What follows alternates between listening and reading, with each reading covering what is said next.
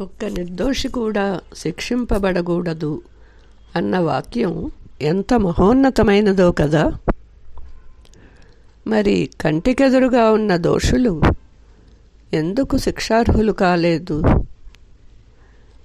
దోషి కళ్ళెదురుగా ఉండి, ప్రత్యక్ష సాక్ష్యం ఉండి, మరణ వాంగ్మూలం కూడా ఉన్నా సాక్ష్యాలు తారుమారై తప్పుడు పనులు చేస్తూ పోతుంటే ఆడపిల్లల జీవితాలు అర్ధాంతరంగా ముగిసిపోవలసిందేనా? ఎందరో మహాత్ములు తమ జీవితాలను త్యాగం చేసి సంపదనే కాదు, ప్రాణాలను సైతం తృణప్రాయంగా తలచి మన కోసం, స్వాతంత్ర్యం కోసం పోరాడారు.